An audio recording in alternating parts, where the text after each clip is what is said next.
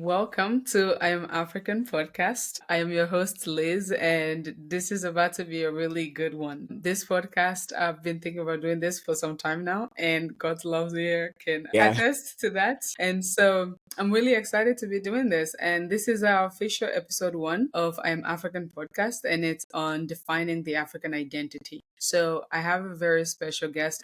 It's someone that some of you already know if you're on social media, and some of you are going to get to know today. So we'll go ahead and let God's love introduce himself so that we can get started with our topic for today. well, thank you, Liz, for that wonderful introduction. I think you pretty much, did most of it.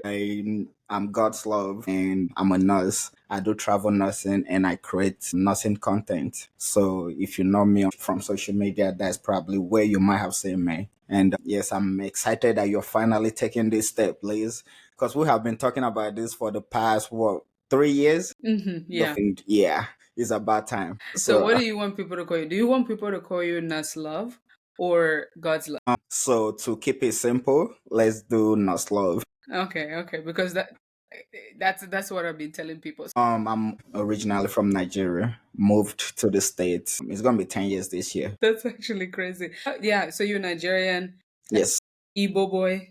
yes. Igbo to the Oh, not even Niger to the world anymore.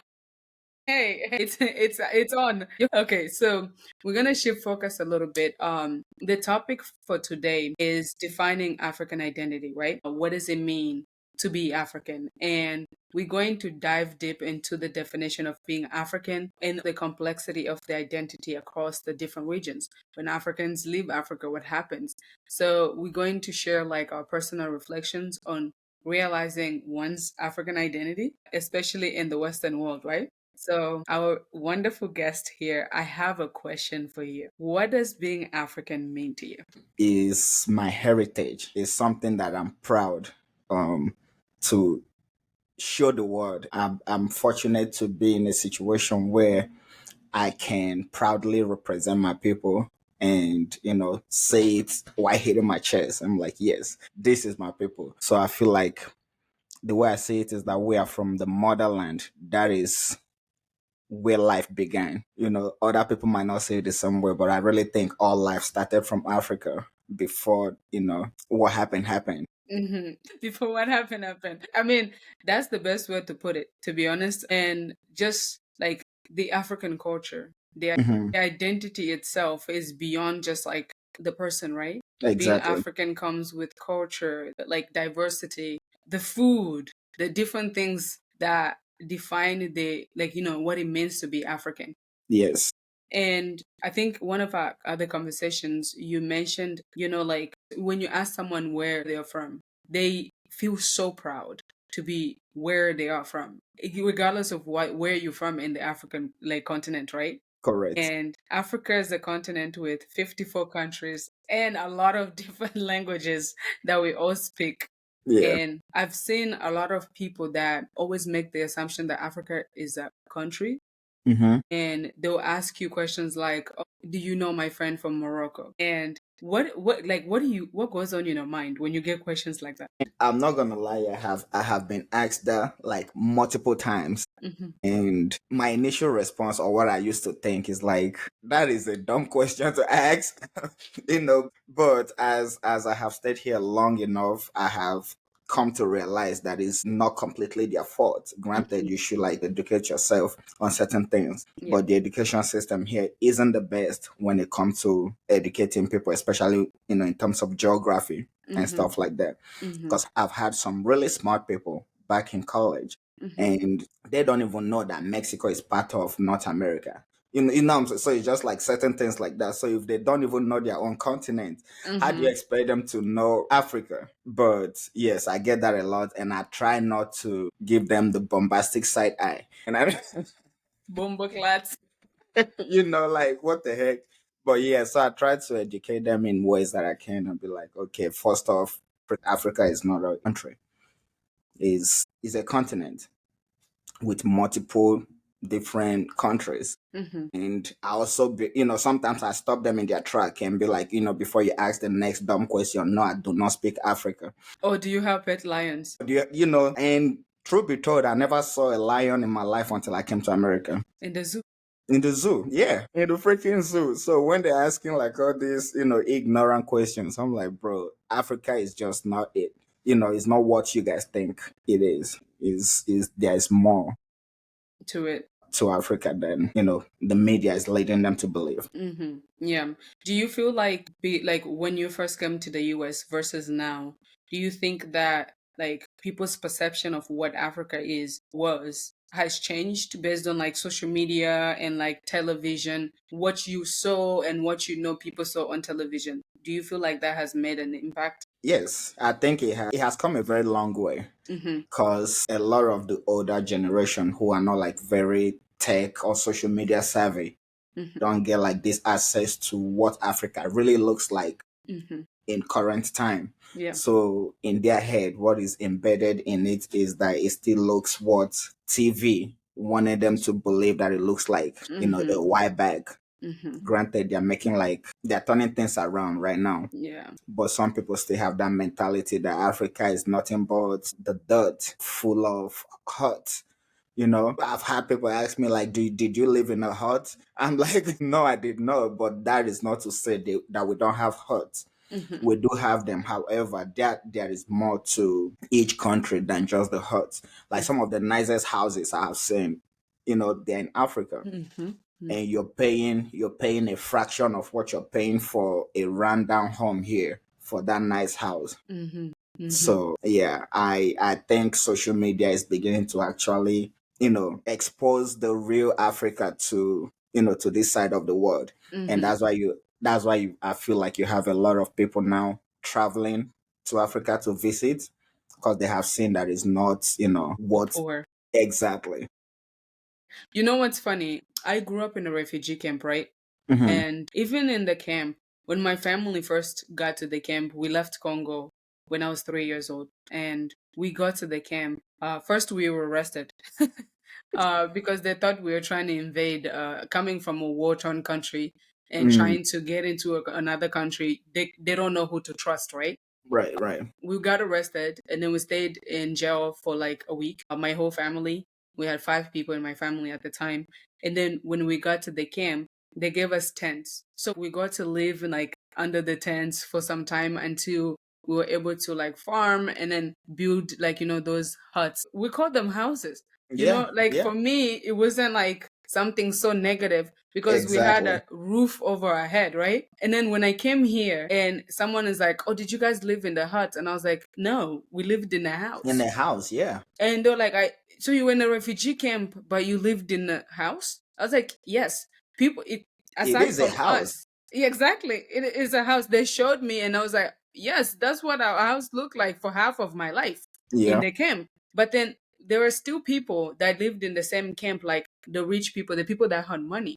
They had nice houses. They like their houses that looked like the houses in the US, or better than some of the houses I've seen in the US. yeah, So, and that was inside of the refugee camp.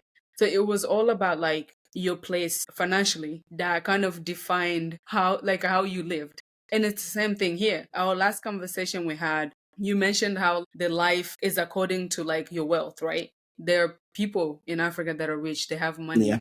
And there are people like just how you live life here. They have poor people in the US that exactly. they have homeless people. There's all of the things that happen here. Is some of it like there are other African countries that don't have like homeless people and you don't get to see those kind of things like outside under the bridge type of life. Yep. I But never saw that until I came to America, to be honest. Like, exactly. I never even knew homelessness. This might sound ignorant, but I didn't know that homelessness actually existed Hmm. until I came to America. Because we didn't have much back home, but like with the little that we had, we made it work. But I'm going to shift focus and ask a question. Okay. Can you share a specific moment when you first realized like the depth of your African identity? Because for me, I didn't realize I was African until I came to the US. Like Okay. everyone was Yes. like me. So can you explain like your moment when you realized that, oh, hey, I'm African? Same scenario here. I didn't realize that I was different Mm, until I came to the US. hmm. Cause back home there, and didn't think racism existed because who are you going to be racist against? We all look the same, you know? So coming here made me realize I'm actually different. And that is when I had to educate myself on like racism and stuff like that because I didn't think it still existed, at least back home, like watching like older movies where like, you know, it was very prominent. And I was like, okay, this is a thing of the past. Mm-hmm. But then actually to live in this reality where some people actively hate you just for looking how you look. Mm-hmm. Yeah, that was a cultural shock for me because I was like, whoa. I thought we were cool, but I guess not. In the club, we're not all fam, Mm-hmm. apparently. Mm-hmm. But Yeah. First coming here, right? That was the first time I realized I was black. yes, When we were back home, we did about apartheid. So I was in a camp in Zambia, and South Africa is not too far from Zambia.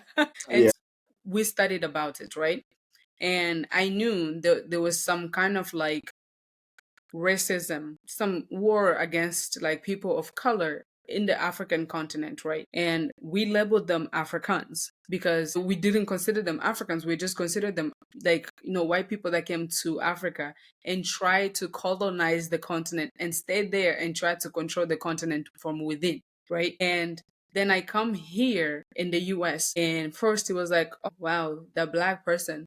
And I was like, oh, what? Like, when I hear like white people and then like, I can see the colors. But for yeah, me, the whole like, oh, this is a white person, this is a black person wasn't a thing that was registering in my head. But exactly. then when I started going to school and I meet African Americans, then they're like, oh, you are African? Ew. Then I'm like, oh, what is wrong with being African? That's when I realized I am African.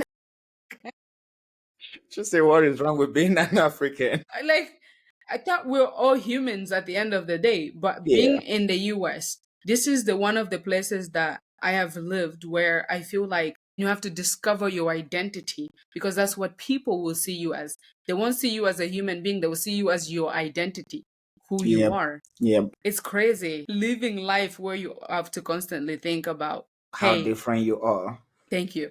how some people actively hate you.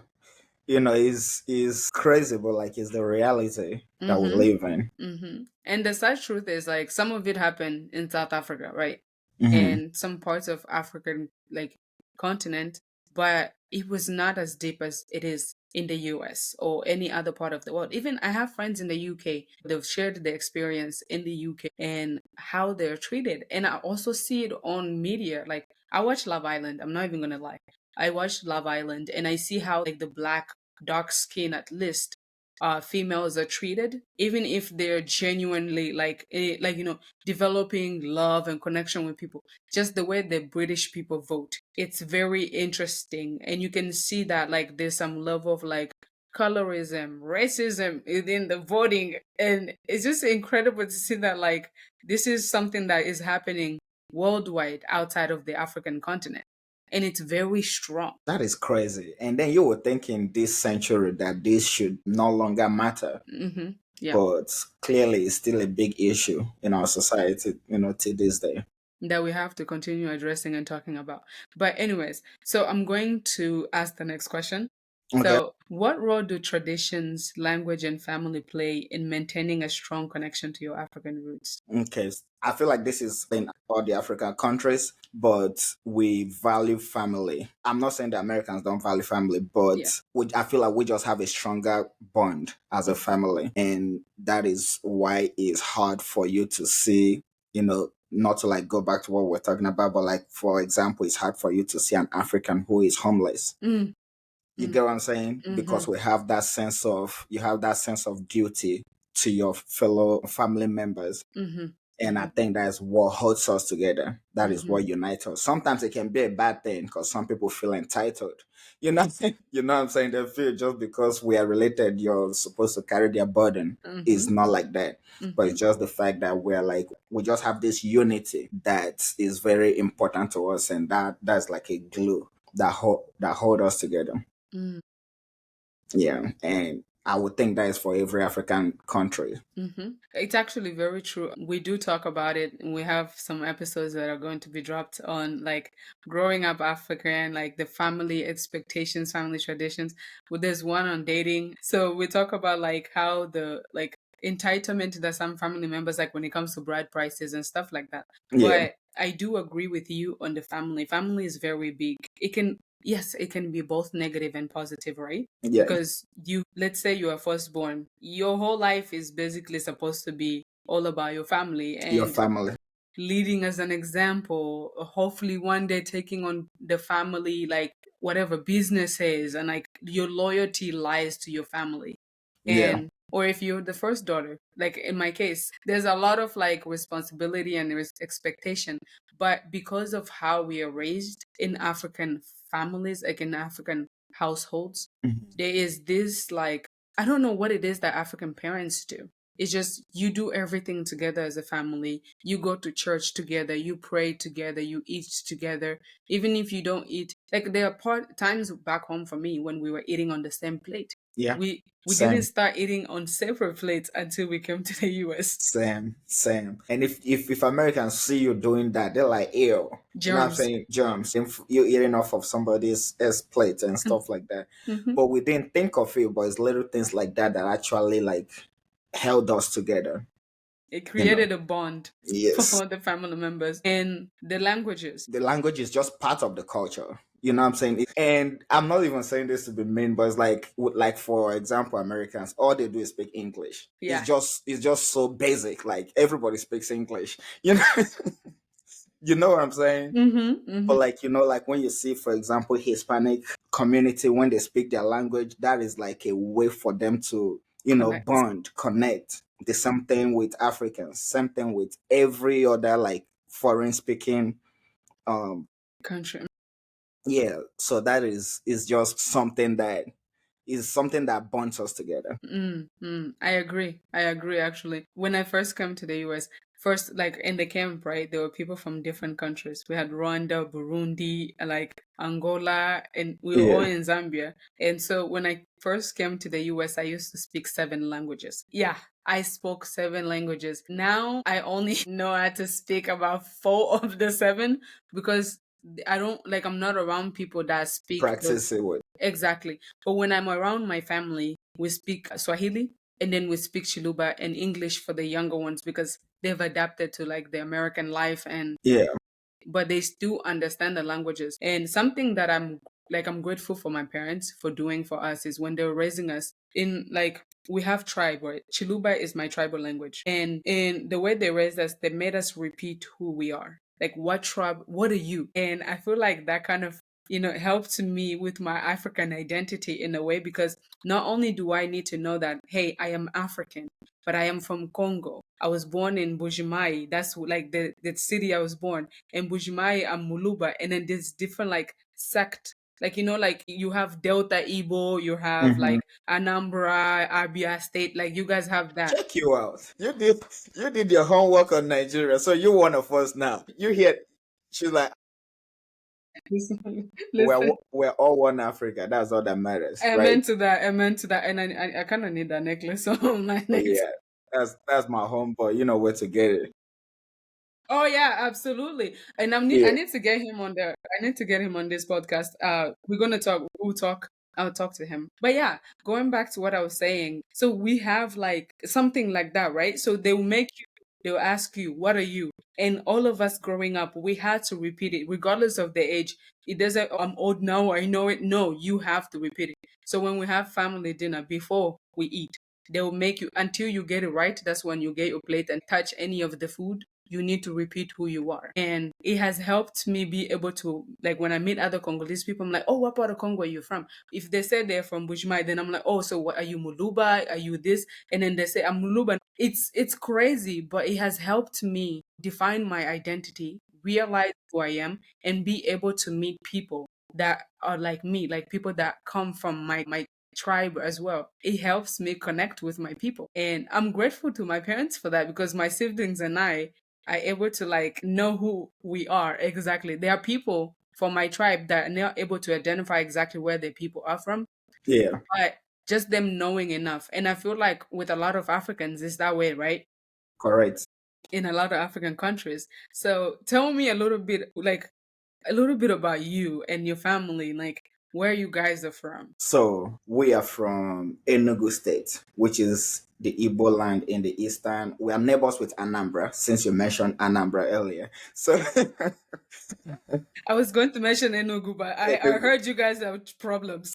no, we're not. We're not. We are really very kind, loving people. We are very driven, and sometimes it can come off to some people as a little, Cocky. yeah, cocky or passive aggressive and stuff like that. We just happen to, like, know what we want and go for it. But then inside of Enugu, I'm from, we call them, you know how they call it counties here? Mm-hmm. We Mm-hmm. call them local government. So I'm from a place called Nsukka local government. So just Okay. like saying Mobile County Mm. or, stuff like that. But yes, Harris County. so inside of that, even though the Igbo land, we have what we call General Igbo, Mm. which is like every Igbo people speak that. Mm-hmm. But then Mm-hmm. inside of my local government, we have like our own kind of native dialect. It's Mm. still Igbo, but to an outsider that just knows the general Igbo, they'll be lost. You know what I'm saying? But then we are all Igbo, but that is just like very unique to our, our little sector. Like you were saying, inside of Mm. this, you have Mm-hmm. subsectors. Mm-hmm. So, stuff like that. I actually love that. I love that. You I know, love when that happens. yeah, yeah. I like stay there looking lost.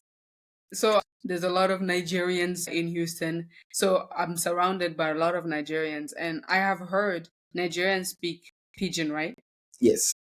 Just coming to the US. When I was back home, it was Nigerian movies and Nigerian music that were kind of like mainstream. And when I came to the US, those were the movies, like YouTube movies and like any African things. Like Congolese music, we used to listen to it on CDs that we bought with us, right? With And then we have like so burn CDs, and that's how we got the Congolese music on TV and everything. But Nigerian stuff were like music, movies were like available on YouTube, and so we yeah. always watch that. And I kind of learned like pidgin from there, like watching those movies, listening to the music, and then I came around Nigerians in Houston. I don't know what pidgin I learned because there are some Theirs Nigerians is from like different. Lagos. They speak a whole different type of pidgin, and I'm like, wait, hold on, Something is not adding up. something is not adding up. I've been lied to my whole life. No, it's just with pidgin, a lot of people tend to add like their own little tweak to it, to where you have to, what's the word I'm looking for? Sometimes you have to interpret the meaning in your own head, like you have to make it make sense to you, Mm-hmm. but it's not necessarily the generalized pidgin, Mm-hmm. I you see. know? I Yeah. see. So when you hear that, they probably know each other well enough to where they know what they're saying, but it's not necessarily the general pigeon. I love it.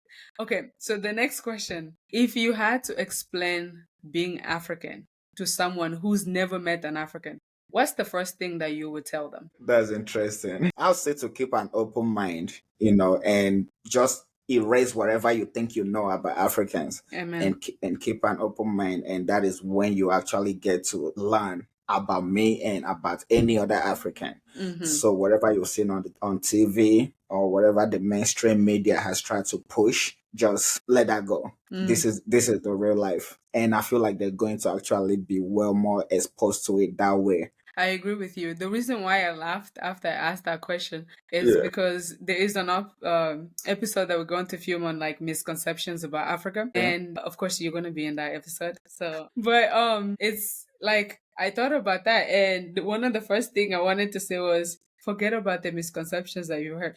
Forget Exactly. everything, and I agree with everything you said. Forget everything you think you know about You know, Africa correct. because what you know is from media, what you know is from like what they want you to know. To know. If you really want to know about the African identity, want to know about what it means to be African, talk to Yeah, an African person. It's the same thing that like you've said to me before when having a conversation that like if people want to know more about Africa, they need to visit Africa. that's literally the best way to do it. Mm-hmm. Because I thought I knew what America was even gonna be. This goes both ways. It's not just Africa, but like I thought I had this perception of what America was gonna be. and boy was I disappointed. So it's still great place, land of opportunity, plenty of opportunities. But at the same time, if I had not had the opportunity to actually come here and experience it for myself, my misconceptions that I had about America, they were not correct. Some of them to an extent,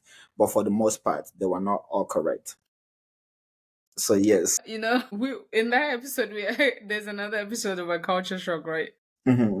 And some of the things that I have thought about, like, we were in a refugee camp. We couldn't think of like a worse life than living in the Than refugee there. camp, right? And we came to the US, and whenever we go into the US, we had an opportunity to go to Canada. It was another country in Europe, and then US. My Okay. parents said no to those other two countries. And then the third time they were like, it's US, you're going to have money falling from the trees. You will be Mm, drinking milk from the fountain. mm, Like, you'll be seeing lights like in the morning, midday, nighttime. Like, everything is just life. So they were envisioning New York yeah, and telling us that's the whole of America, right?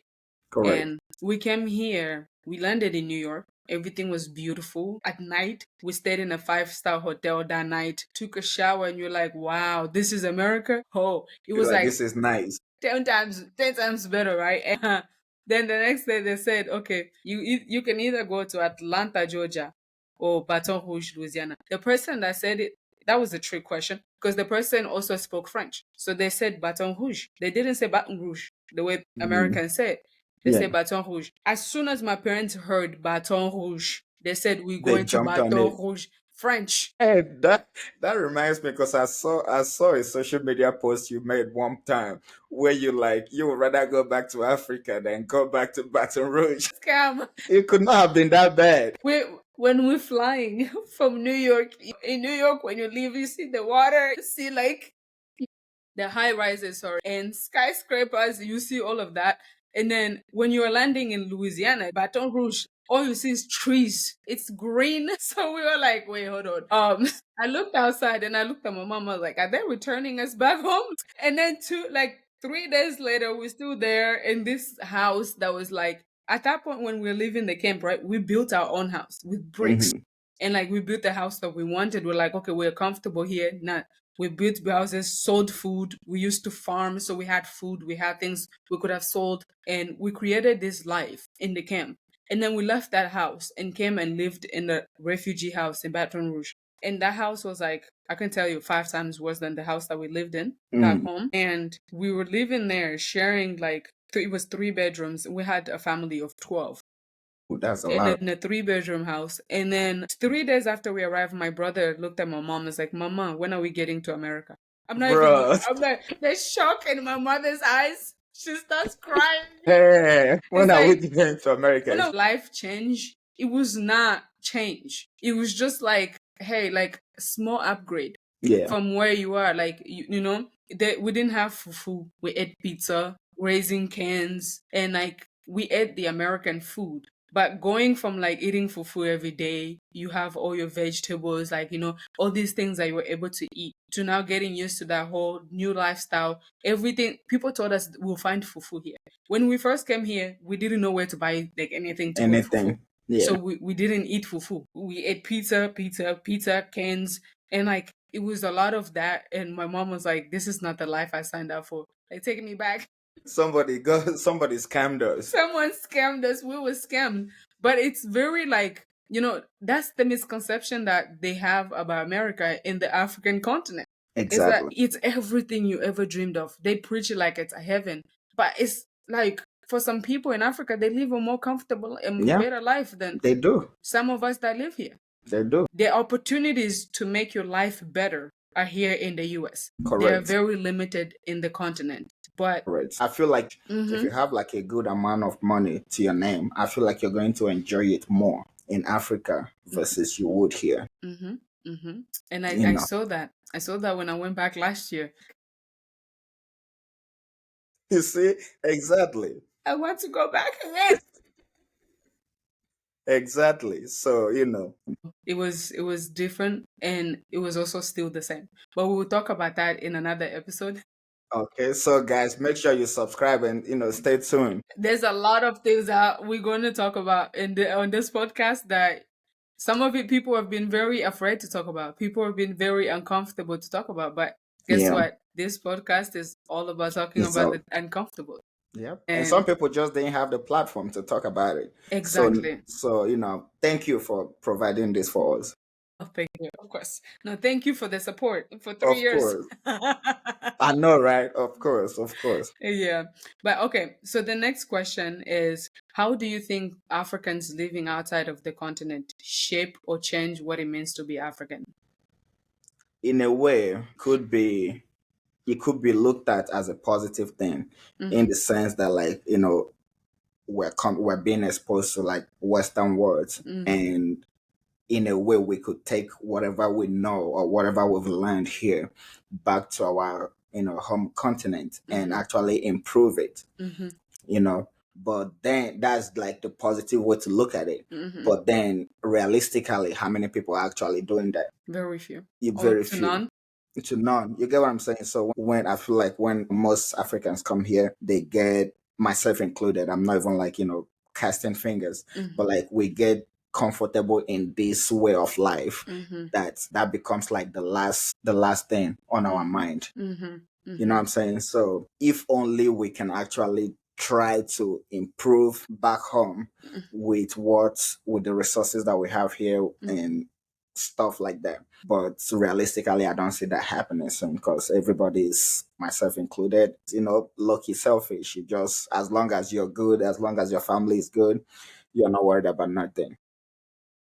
So, what about education? Do you feel like we have taught all, I'm including myself because I also left, right? Yeah. Do you feel like we kind of helping educate people on Africa? Like if we like some of these people outside of Africa or people that hmm don't know anything about Africa, if they hmm didn't run into us or encounter Africans, do you think that their mindset would have changed about what an African person is and like what Africa looks like? Yes, I believe that we are doing our part in actually educating people Mm-hmm. about it. Because without us, they will just be stuck in their old ways. With the whatever misconception they had, nobody was gonna, like, fact check it for them and tell them this is true, this is not true, and Mm-hmm. stuff like that. And that is, yeah, we're doing our part Mm-hmm. when it comes to that. It might seem little, but like every journey starts with baby steps. Absolutely. Absolutely. And yeah, we definitely like helping with education. And of course, this podcast is going to Yes, be also shining light on Africa. I want people to think about Africa beyond those sad faces or the poor, the hungry children, the starving kids, whatever it is that they have their own opinion on, right? I want people to see what Africa and what it means to be African. exactly. Yeah. Um, Exactly. well, it's been a very interesting conversation. But is there anything that you want to leave our audience with before we end this? I would tell them, if you are interested in learning more about Africans, you have come to the right place. So in order for you to like get more exposed, because we're just talking about how we're like in a good position to educate more people about Africa and its people. So if that is something that you're interested in, you have come to the right place. So make sure you stay tuned and follow up. Yes, yes, yes. I love that. I love it. I don't even have to do my job. We can just end it here, you know? Like, thank you for that. Correct. And I'm really excited to share with the audience this and just share with the world what it means to be African, our African experiences. We're going to talk about a lot of different topics, so you should definitely tune in. If you're watching this, that means you've gone through the first part, right? And now you're Exactly. in the second part of it. So I can't wait to share with the world Yes. everything that they need to know about being African. And this podcast is not just for Africans; it's for people that are part of the Everybody diaspora. Exactly, people that want to learn about Africa. Yes, Africa is not a country; it's a continent. is a continent. Exactly. So thank you so much, God's love. I'm grateful that you were able to take time out of your day to join and be a part of this and share your experience, have these conversations. I can't wait to have you back for our next episode. But I would like to say thank you so much for joining and You're being a very part of welcome. this. Thank You're you. very welcome. I'm glad to be part of the journey. Thank you. Thank you. But anyways, to everyone, thank you so much for tuning in. I would like to remind you, use this as an opportunity for you to educate people on what like it means to be African, the African identity, your African experiences. I would like to hear from all of you out there. If you are watching this to learn more about Africa, thank you. Share this with your family members. Use it as a conversation starter for you and your friends, your families. Let's have a conversation. Also, remember to like, subscribe, and comment. We are streaming on Spotify, we are on YouTube, and we have our social media accounts. So go ahead and follow us. I Am African Podcast. Thank you so much for tuning in. This is I Am African Podcast. I'm your host, Liz, and I'll see you next time. Thank you. Thank you.